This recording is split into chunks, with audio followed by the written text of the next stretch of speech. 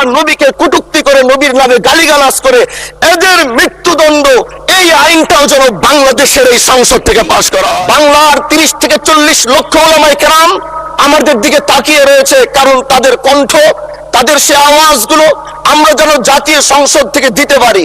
তার মধ্যে অন্যতম একটি হলো, মা কানা মুহাম্মাদুন আবা আহাদিম মির রিজালিকুম ওয়ালাকিন রাসূলুল্লাহি ওয়া খাতামান নাবিয়্যিন ওয়া কানা আল্লাহু বিকুল্লি শাইইন আলিমা। আপনি জানেন, নবীর পরে আল্লাহ নবী হচ্ছে আমার ইমানের অংশ, আমার ইমানের পার্ট। তিনাকে ভালোবাসা, তিনার উপর ইমান, এটা আমার ইমানের অংশ। তিনি আমার শেষ নবী, যেটা কোরআন ঘোষণা দিয়েছে। নবীও বলেছে আনা খাতামুন নাবিয়্যিন আলা নাবিয়্যা বাদি, আমি শেষ নবী, আমার পরে কোনো নবী আসবে না। কিন্তু মাননীয় স্পিকার, দুঃখের সাথে বলতে হয়, বাংলাদেশের এরকম একটি পার্ট রয়েছে, যেই পার্টের এক অংশ মানুষ, তারা নবীকে অস্বীকার করে, তারা মুসলমান দাবি করে। এবং এই বিষয়ে অনেকের ধারণা আছে, তারা জানে এই আন্দোলন করতে গিয়ে অনেক মুসলমানকে রাস্তায় শহীদ হতে হয়েছে, আন্দোলন করতে হয়েছে। স্বাধীনতার পর থেকে আজও সে আন্দোলন চলছে, কিন্তু আজও পর্যন্ত সেটা পাইনি। আমি মাননীয় প্রধানমন্ত্রীকে বলবো, আপনি বাংলাদেশে একটি ইতিহাস রচনা করে যাবেন।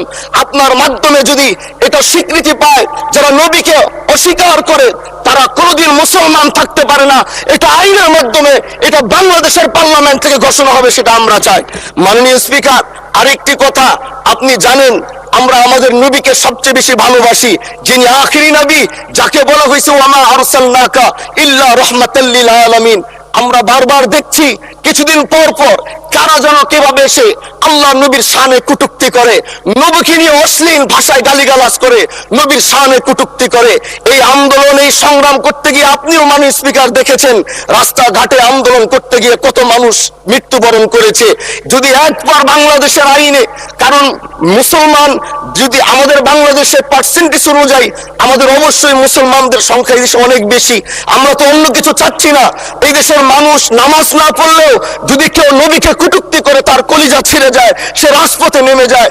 আমি বলবো, যারা নবীকে কটূক্তি করে, নবীর নামে গালিগালাজ করে, এদের মৃত্যুদণ্ড, এই আইনটাও যেন বাংলাদেশের এই সংসদ থেকে পাশ করা হয়।